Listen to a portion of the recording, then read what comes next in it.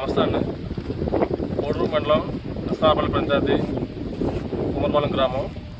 అలాగే ఈ గ్రామస్తులందరూ వచ్చున్నాం. ఎందుకు వచ్చాడు సందర్భం ఏంటంటే అక్రమంగా చెరువులు తవ్వుతున్నారు, రొయ్యల చెరువులు. అది అడ్డుకుంటానికి వస్తే మేము ఎవరని చెప్పి ఆ రైతు ఈ ఊరు గ్రామస్తు కూడా కాదు, వేరే గ్రామం నుంచి వచ్చి ఇక్కడ రొయ్యల చెరువులు వేసుకుంటూ అలాగే ఈ పక్క పొలాలని తక్కువ రేటు కొనేసేసి చెరువులు తవ్వడానికి సిద్ధమయ్యాడు. అది డ్రైనేజీ చెరువులకి పంట పొలాల మీదకే వెళ్తుంది. దానివల్ల దోమలు అలాగే తాగునీరు సాగునీరు బాగా విపరీతంగా మారిపోయినాయి.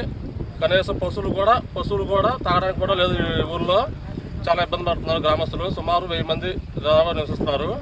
అలాగే చెరువుల నుంచి వెళ్లాల్సిన వాటర్ చెరువు డ్రైను ఊరికి వెళ్లాల్సింది కాకుండా పర్వతం నుంచి వెళ్తుంది. దానివల్ల అక్కడ మాకు అడ్డు చేస్తే ఈ పంట పొలాల నుండి సాగు అవుతాయి.